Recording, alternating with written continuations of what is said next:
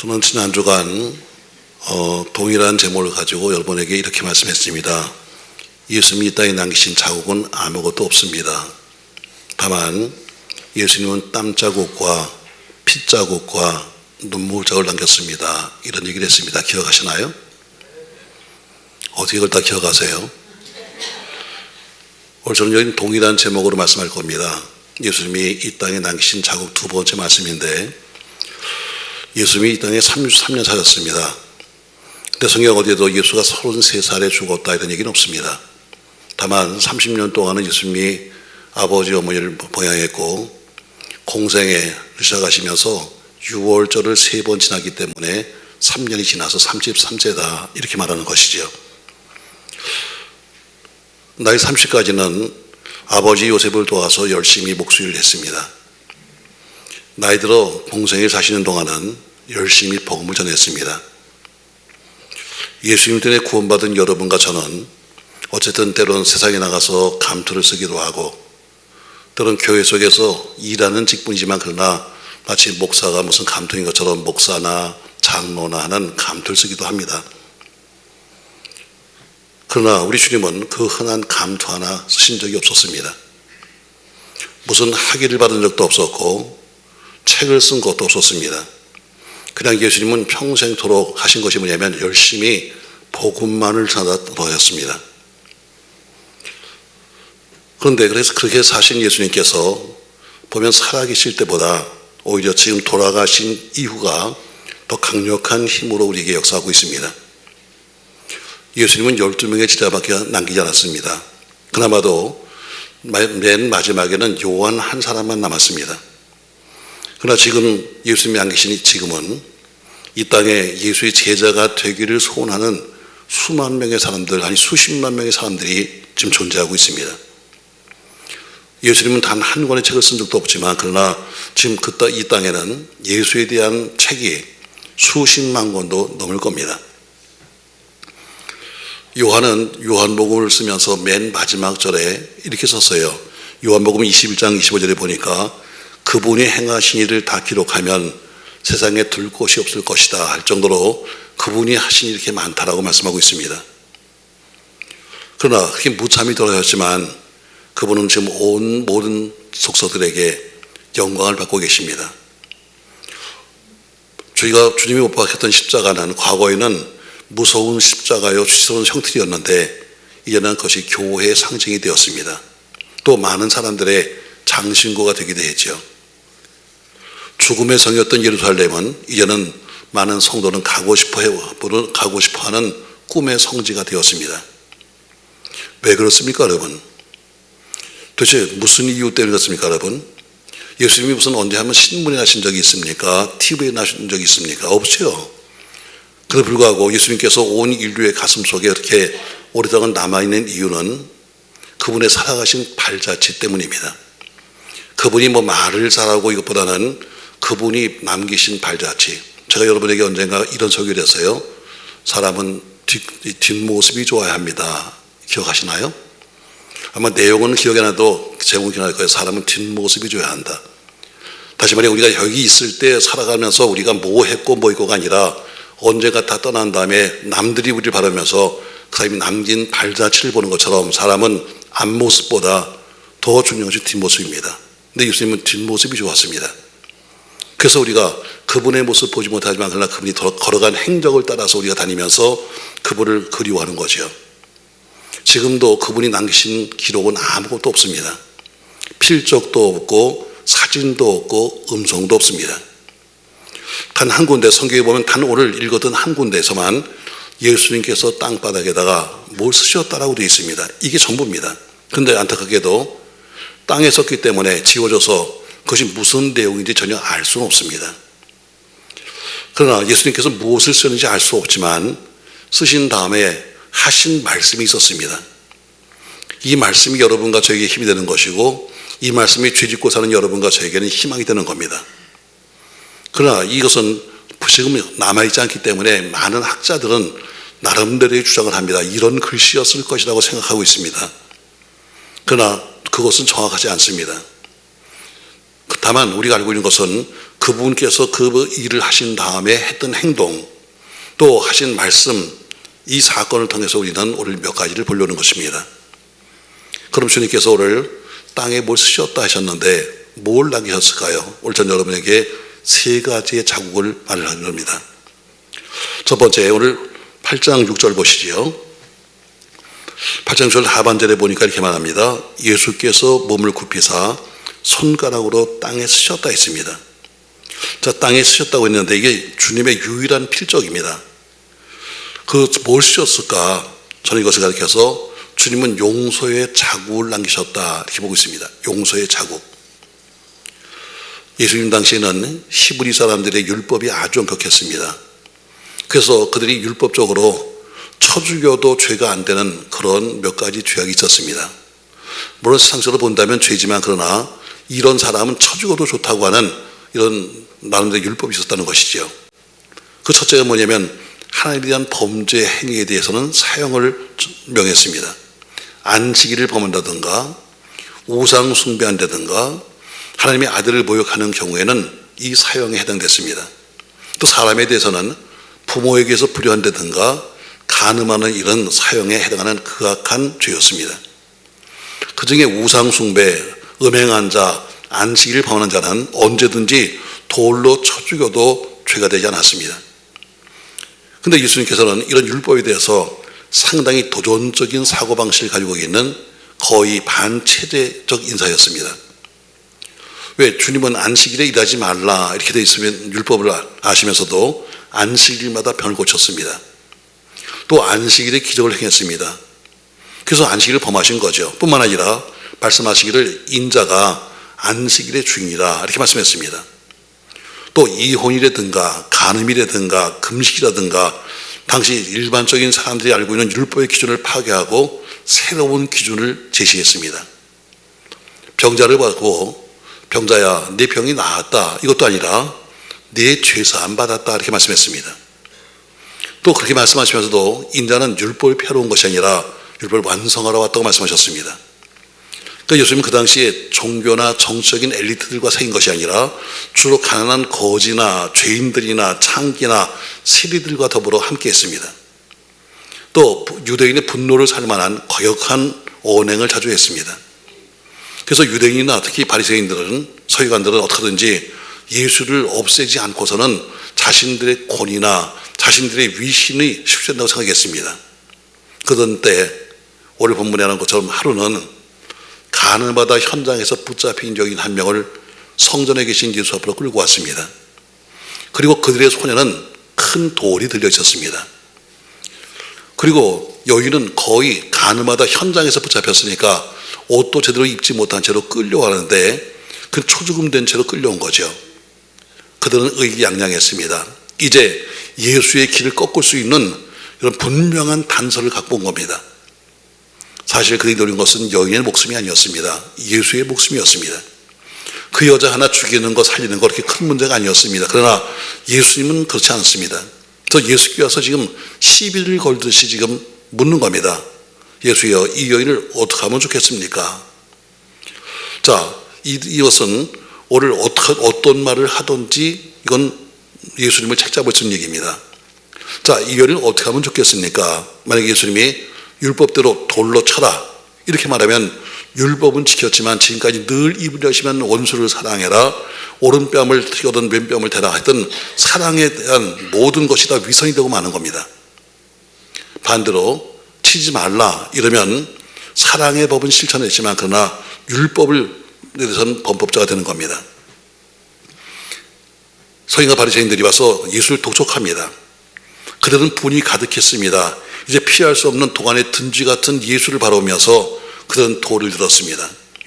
나이든 이도 있었고 젊은이도 있다고 되어 있습니다.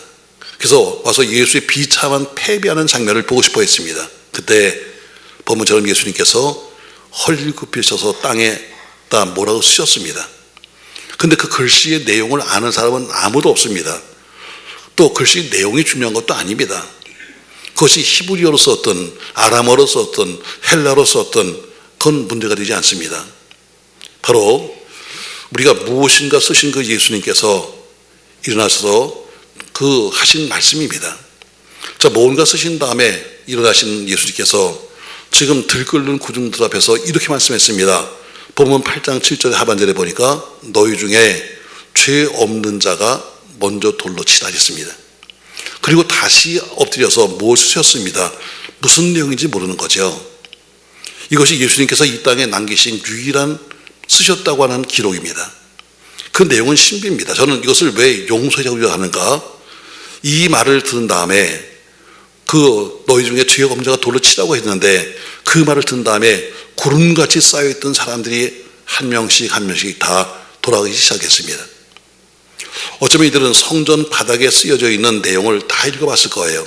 도대체 예수가 뭐라고 썼을까? 그것을 읽어보고 나서는 어때요? 스스로 그 돌을 들고 갔든지 버리고 갔든지 돌아간 겁니다. 왜 어른으로 시작해서 이스라엘을 떠났을까? 아마 써있는 글씨가 뭔지 모르지만 그러나 그것을 보는 순간에 너도 이런 죄인이잖아. 너는 더 큰 죄를 지었잖아. 아마 이렇게 썼을지도 모르지요. 어쨌든 자기의 죄인지 누구 죄인지 모르지만 그러나 그것을 보는 순간에 성난 군중들이 하나씩 하나씩 다 빠져나갔습니다. 그리고 그 성전에는 가나마다 붙잡힌 여인과 예수님과 둘만이 남게 되었습니다. 아마 둘이 침묵이 있어 흘러갔을 거예요. 그리고 예수님께서 조용히 여자에게 묻습니다. 10절에 보니까 여자여 너를 고발하던 그들이 어디 있느냐? 너를 정죄한 자가 없느냐? 물었습니다. 여인이 대답합니다. 주여 없나이다. 뭐라고 말해요? 나 너를 정죄하지 않을 테니까 다시는 죄를 범하지 말라. 여러분 여기 핵심 단어가 뭐냐면 다시입니다. 다시. 내가 너를 용서하는데 다시는 이 짓 하면 안 돼. 한 번은 용서했지만 우린 자꾸 반복하잖아요. 용서받았으니까 또 하고 용서받았으니까 또 하고 뭐라고 그래요? 그래 내가 너 정죄 안 해. 그 대신에 다시는 이거 하지 마. 이렇게 말합니다. 이것으로 여인과의 만남은 끝났습니다. 이 여인 누구였는지 또 앞으로 어떻게 되는지는 전혀 우리가 알 수가 없습니다. 다만 중요한 것은 주님께서 오늘 그 여인의 죄를 용서하신 것처럼 우리의 죄도 용서하신다는 사실입니다. 우리가 어떤 죄를 지었을까? 죄의 크고 작음이 문제가 아닙니다. 죄의 경중이 문제가 아닙니다. 신분도 문제가 아닙니다. 문제는 언제나 엄청난 용서의 비답에 서 있는 예수 앞에 서야 된다는 겁니다. 주님 앞에 서기만 한다면 어떤 죄도 용서를 받습니다. 여러분, 저는 용서를 이렇게 말합니다. 여러분 용서가 가능할까요? 한번 여러분 스스로 물어보세요. 용서가 가능합니까? 그렇게 우리가 입으로 용서하는데 용서가 가능해요? 아니에요. 용서는요 남을 위해 하는 게 아니에요. 용서할 수 있기 때문에 하는 게 아니에요. 용서는요 내가 살려고 하는 거예요. 아멘죠 여러분? 내가 살려고 용서 안 하고 그걸 마음속에 넣고 있으니까 내가 살 수가 없어가지고 내가 살겠다고 하는 것이 뭐예요? 용서예요. 이번에는 얼마나 잘해요. 내가 용서했어. 여러분 우리 인간은 참 치사한 거예요. 한번 여러분 자신 생각해 보세요. 여러분이 용서한 게 지금 더 잊어버렸나요? 이렇게 말합니다. 나 용서했으니까 다시는 하면 안 돼 하는데 우리는 절대로 용서 안 해요. 그걸 어때요? 잘 접어가지고 주머니 저 깊은 데 이렇게 넣어놔. 그랬다가 언제든지 꺼내는 거야. 언제든지 불내지면 어때요? 다시 꺼내가지고 너 옛날에 38년 전에 이 짓 했잖아. 너 지난번에 이거 했잖아. 우린 용서 안 돼요. 그래서 인간은 치사한 용서야. 한번 따라 합시다. 치사한 용서. 치자를 좀 끌어야 돼. 치사한 용서. 인간은 절대로 용서 안 됩니다. 근데 어때요? 내가 살고 싶어 하는 거예요. 내가 살고 싶어. 용서하지 않으면 내가 살 수가 없어. 내가 어떻게든지 용서하려고 애를 쓰지 않으면 내가 살 수가 없어. 성경은 뭐예요? 기도가 막히니까라고 말하지만 그냥 살 수가 없는 거예요. 여러분 주님 앞에 서면 주님이 그 여인의 죄를 용서하신 것처럼 여러분과 저희가 어떤 죄를 졌든지 용서하신다고 그랬어요. 그래서 인간은 치사한 용서요, 하나님은 완벽한 용서예요.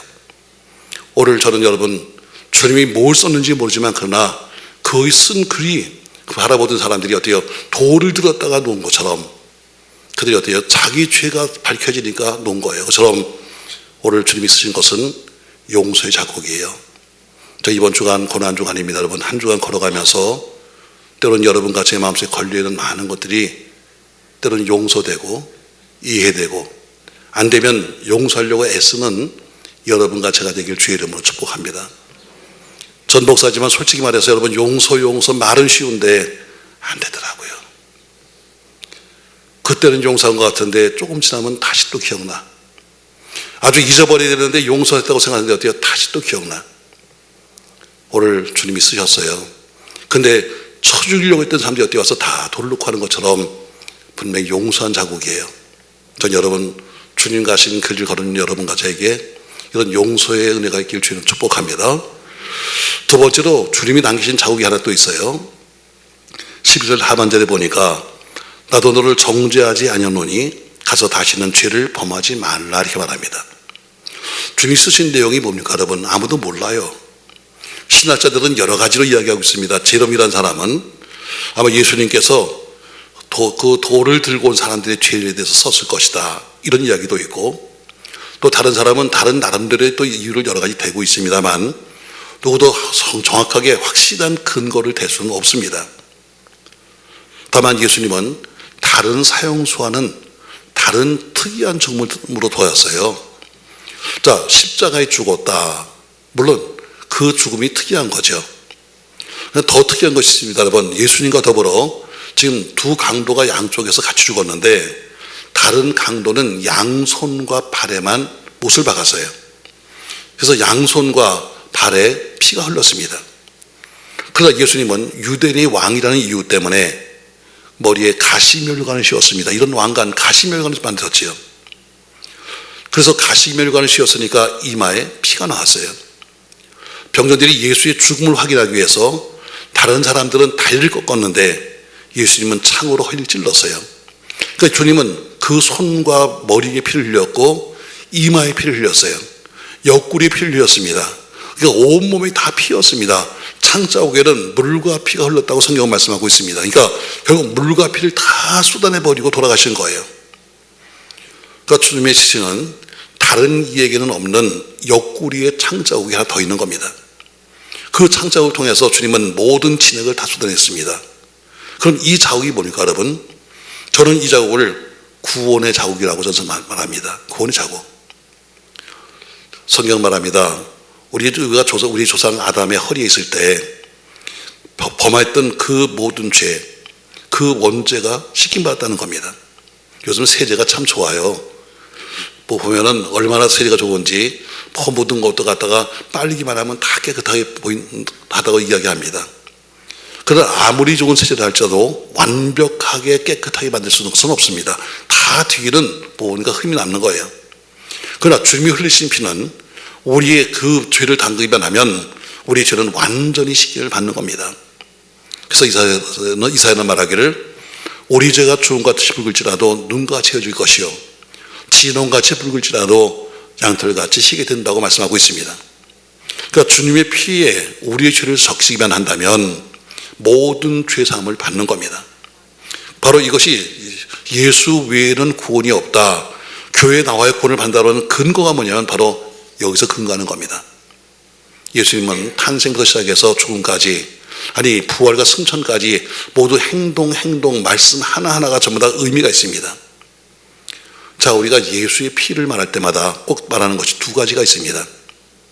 구약성경 출애굽기 14장에 보면은 이스라엘 백성들이 애굽 땅에서 출애굽을 합니다. 근데 바로가 도와주지 않는 거예요. 마지막 10번째 재앙이 장자의 죽음입니다. 모든 애굽 땅에 있는 장자가 다 죽는 거예요. 죽음의 그림자가 오는데 하나님 말씀하시기를 너희가 살고 있는 집에는 문설주와 문인방에 어린 양의 피를 발라라. 그러면 죽음이 넘어간다 했습니다. 바로 문설주에 발랐던 어린 양의 피, 그것을 보고 죽음이 넘어갔습니다. 그 집안에 있는 사람들은 다 구원을 받은 거죠. 또 민수기 21장에 가면은 이스라엘 백성들이 광야길을 걸어가면서 그렇게 불평을 합니다. 하나님이 불변을 보내서 물개에서 죽게 만들었어요. 그때 모세가 장대 구름을 만들어서 높이 매달았습니다. 그리고 말하기를 고리뱀을 보는 자는 산다고 했습니다. 이 두 가지가 근거예요. 자, 신약시대는 주님은 이 구원과 연결되어 있는데 바로 지금 말했던 것처럼 모세가 광야에서 뱀을 든 것 같이 주님은 십자가에 달리셨습니다. 높이. 유월절에 어린 양을 잡아서 피를 뿌린 것처럼 주님은 유월절에 잡혀서 십자가에서 피를 뿌렸습니다. 그래서 구원을 만든 겁니다. 도마가 바라보았던 창자국이 구원의 자국이요, 엠마의 지자가 보았던 못자국이 바로 구원의 자국입니다. 오늘 주님께서 땅바닥에 뭔가 썼습니다. 무엇인지는 모르죠. 그러나 그 여인은, 그 사람들은 와서 그것을 보고 사람들은 다 가버렸고, 이제 그 여인은 다시 그것을 다시 보면서 거기서 구원을 받게 됩니다. 사랑하는 성도 여러분, 우리가 예수님께서 주신 것은 여러분과 저에게 용서와 구원입니다. 우리는 아무런 대가 없이 용서를 받았고 아무런 대가 없이 구원을 받았습니다. 전 여러분 늘 보면 돼요. 우리가 좋은 것을 받으면 감격합니다. 용서의 감격 얼마나 큰 거예요. 나는 용서 못하는데 내가 용서받았다. 이게 너무 큰 거예요. 나도 남을 용서할 수 있으면 별거 아닌데 나는 정말 용서하기 힘든데 주님이 날 용서하셨다. 나는 남을 구원시킬 수 없는데, 한 영혼도 구원 못 시키는데 주님은 우리 모두를 구원시켰다. 바로 첫 번째가 용서의 자국이요, 두 번째가 이 땅에 행하신 구원의 자국입니다. 사랑하는 성도 여러분, 여러분과 저에게도 용서와 구원의 은혜가 있기를 주여로 축복합니다. 세 번째 또 하나가 남긴 것이 있습니다. 11절 하반절에 보니까 나도 너를 정죄하지 아니하노니 가서 다시는 죄를 범치 말라 이렇게 말합니다. 이 예수님께서 여인을 사랑하셨습니다. 그럼 사랑했다면 그 여인이 이뻤을까요? 모르죠. 그러나 어쨌든 그 여인은 간음하다 붙잡힌 여인입니다. 지금 아직도 더러운 죄의 냄새가 그대로 남아있는 상태예요. 돌에 맞아 죽을 만한 운명이었는데도 불구하고 용서해주고 나면 언제든지 또다시 가서 그런 죄를 지을 수밖에 없는 사람인지도 모르겠습니다. 그래서 사람들은 일벌백계해야 된다, 돌로 쳐주게 된다는 것입니다. 그러나 예수님은 그가 저지른 죄보다 죄에 끌려온 여인의 영혼을 사랑했습니다. 바로 주님은 사랑의 자국을 남기신 겁니다. 여인에 대한 그 사랑의 표시로서 용서와 구원을 선언하시면서 그 여인은 아마 울었을 겁니다. 주님께서 물었어요. 너를 정죄하던 자가 다 어디 갔느냐? 여인은 지금 상황을 잘 몰라요. 그러니까 사방을 둘러보더니 아무도 없습니다. 이제 남은 것은 여인과 예수님 둘 뿐이에요. 이제 남들은 다 돌아갔다 할지라도 예수님께서 그 여인을 책망할 시간입니다. 너 이렇게 살면 안 되는 거야. 도대체 뭐 하는 거야? 이럴 텐데 주님 말씀하십니다. 나도 널 정죄하지 않을 거야. 그러니까 다시는 그 짓 하지 마. 예수님이 용서하셨다는데 누가 우리를 정죄하겠습니까? 예수님이 다시는 정죄하지 않겠다는데 누가 우리를 정죄하겠습니까, 여러분? 여인은 아마 기력을 잃은 채 쓰러서 울었을 거예요. 왜? 주님의 사랑을 느꼈으니까. 사랑이 아니면 도저히 용서받을 수 없는데 저는 사랑했기 때문에 용서받았으니까. 사랑이 아니면 구원받을 수 없는데 그는 구원받았으니까 이제 여기는 자유하게 됐습니다. 끌려올 때는 죽으러 왔는데 이제는 평안을 찾았습니다. 들어올 때는 죄인으로 돌아왔는데 나갈 때는 의인으로 돌아가게 됐습니다. 그 후에 이 여인이 뭘 하고 살았는지 모르지만 그러나 분명히 사랑받는 한 여인으로 살게 됐을 겁니다. 저는 이렇게 묻습니다. 주님이 누구십니까? 주님은 사랑입니다. 하나님은 누구십니까?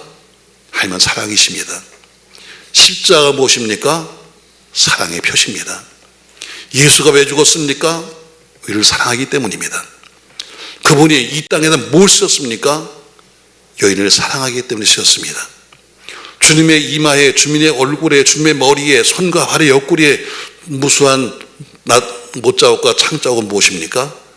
사랑의 자국입니다. 허리 맞은 채찍은 무슨 자국입니까? 우리를 사랑하신 표시입니다. 사랑하는 성도 여러분, 우리 주변에 도대체 지금 누가 있습니까?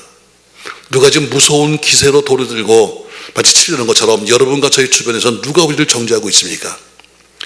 옆 사람이 아무리 정죄해도 분명한 것은 주님은 우리 편입니다. 옆 사람이 아무리 무슨 얘기해도 주님은 이렇게 말합니다. 난 네 편이야. 이게 힘입니다. 남들을 우리 향해서 손가락질을 하기도 하고 우리한테 욕을 한다 할지라도 주님은 이렇게 말합니다. 그래도 난 내 편이다. 사람들이 비난하고 고소하고 죽일 듯이 달릴 때 주님은 나를 변호하시는 분이요, 우리 저를 용서하시는 분입니다. 주님이 의롭다고 하시는데 정죄할 자가 아무도 없는 겁니다. 주님은 그 여인만 사랑한 것이 아닙니다. 주님은 그렇게 여러분과 저를 지금도 사랑하고 계십니다. 그래서 주님은 이렇게 말합니다. 내가 남긴 자국처럼 너희도 용서의 자국, 구원의 자국, 사랑의 자국을 남기기를 주님은 원하고 있습니다. 여러분, 한 주간만이라도 주님과 신기를 걸어가면서 용서와 구원과 사랑의 자국이 우리에게도 있기를 예수님의 이름으로 부탁합니다.